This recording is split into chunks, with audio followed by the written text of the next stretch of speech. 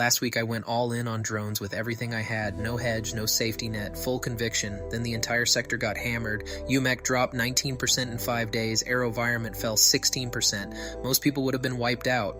Instead, I'm sitting here at $91,300, down just 8.5% from the top. This is the story of one of the most stressful and potentially life-changing trades I've ever taken. And the one name in the drone basket with an actual catalyst coming, not just a sector bet, but a specific dated binary event, was the only drone name that went green this week. JFB was up 4% while everything around it bled out. That split doesn't happen by accident. That's the market starting to see something. And I'm going to explain exactly what it sees. Let me start with the full damage report, because you deserve the honest picture before I get to the thesis. UMAC is now down 23% since we bought in. This week alone, it dropped 19. 800 shares at an average cost of $24.47, sitting at $18.81 right now. That is a real paper loss of just under $4,600 on this one position.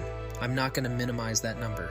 But I also want to be precise about what I bought UMAC for, because it wasn't a bet that the drone sector goes up in a straight line. Unusual Machines is a vertically integrated drone component manufacturer. They make parts that go into military systems. The Pentagon has publicly committed to tripling drone spending to $74 billion. You can't build that many drones without the components that UMAC makes, but the more important detail, the one that makes this different from just buying any drone supplier, is that UMAC is a strategic investor in the JFB XTND merger, not a financial bystander, a named strategic partner. They see the same thing I see in that deal, and they put money behind it. AeroVironment dropped 16% this week and is now down 22% overall. 50 shares at $185.92 average, sitting at $144.58. AeroVironment is a larger, more established defense contractor. Decades of military unmanned systems, real revenue, real contracts. Their problem this week wasn't a company-specific issue. The whole sector rotated out. When institutions sell a sector, they sell the most liquid names first because that's where they can exit fast. AVAV is big enough to be part of that exit. That's uncomfortable, but it's not the thesis breaking. Now JFB, 6,588 shares at an average cost of $5.40. Closed the week at $4.83. Still down on the year, but up 4% on the week, while every other drone name in this portfolio was red. Why? Because the market is starting to read the calendar.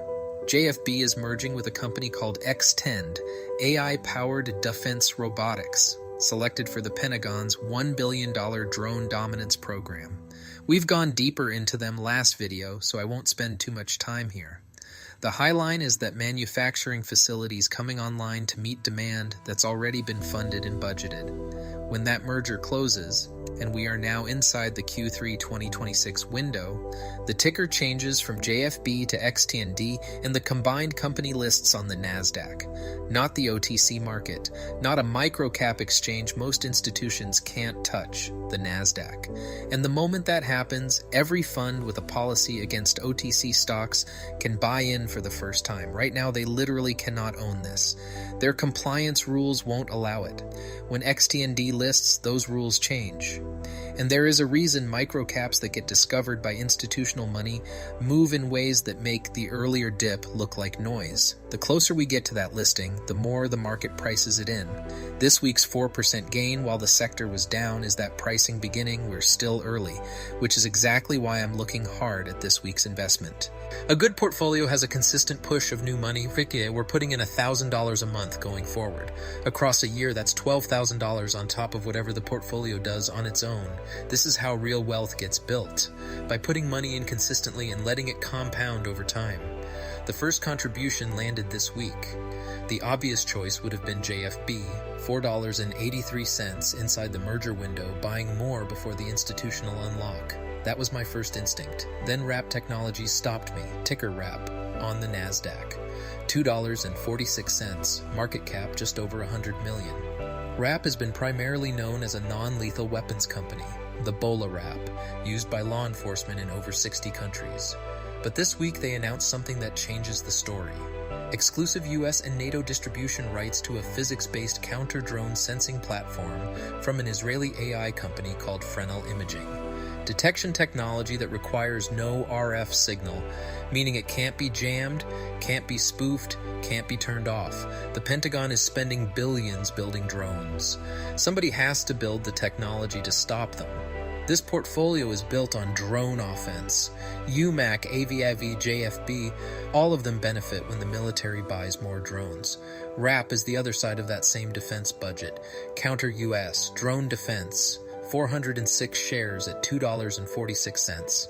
$998, that is where the 1,000 went.